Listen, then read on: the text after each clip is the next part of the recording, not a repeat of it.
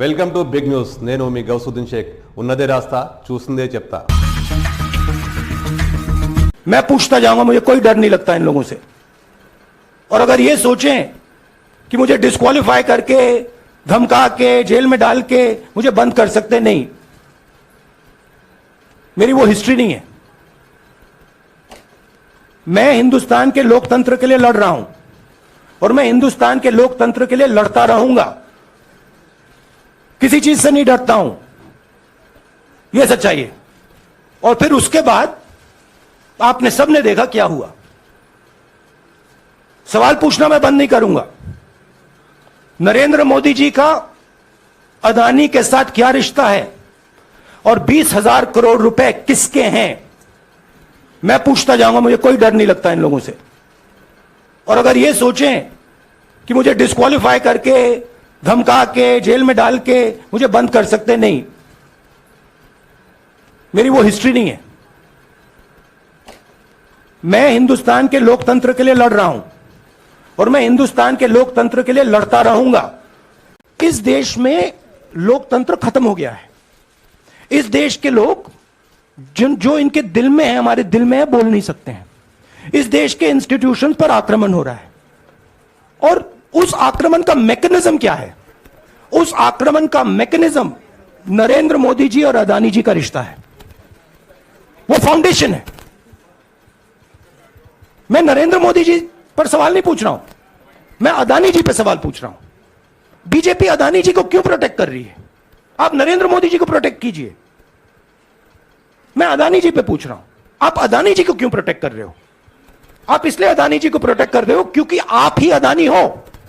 मैंने कहा, parliament house में कहा कि भैया मुझे बोलने दीजिए ना, एक बार तो बोलने दीजिए.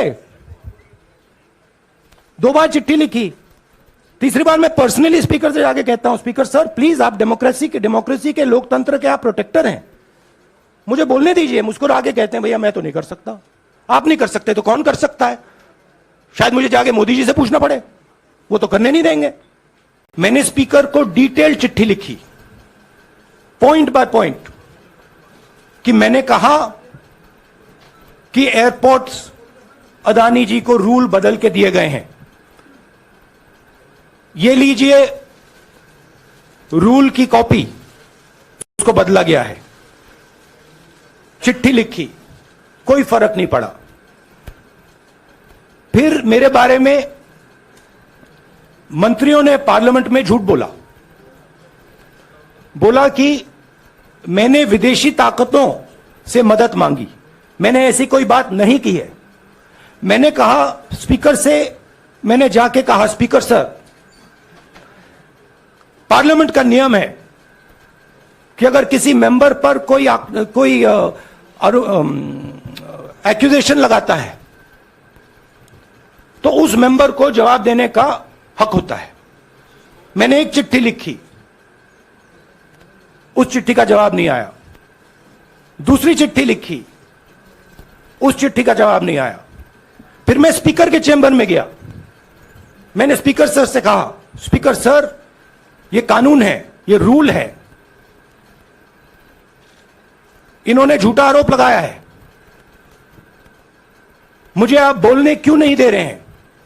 स्पीकर सर मुस्कुराते हैं, कहते मैं नहीं कर सकता. लोकतंत्र को समझिए. ये जो पैनिक रिएक्शन इन्होंने किया है नरेंद्र मोदी जी ने, इससे सबसे ज्यादा फायदा मिलेगा विपक्ष को. ये इन्होंने हमें हथियार पकड़ा दिया है. ये आप बात समझिए. ये मोदी जी पैनिक में आ गए कि बात निकल जाएगी, ये 20,000 करोड़ रुपए किसके हैं, डर गए, घबरा गए. इन्होंने पूरा सीक्वेंस शुरू कर दिया. ये विपक्ष को सबसे बड़ा इन्होंने हथियार दिया है. राहुल जी, क्योंकि जनता के माइंड में अब एक सवाल आ गया है कि जनता जानती है कि अदानी जी भ्रष्ट व्यक्ति है. अब जनता के माइंड में यह सवाल उठा है कि इस भ्रष्ट व्यक्ति को हिंदुस्तान का प्रधानमंत्री क्यों बचा रहा है. यह मतलब अब सब कुछ बीजेपी के लोग, नरेंद्र मोदी जी सब कुछ इस व्यक्ति को बचाने के लिए क्यों कर रहे हैं. दूसरा सवाल, बीजेपी के लोगों ने कहा कि अदानी पर आक्रमण देश पर आक्रमण है।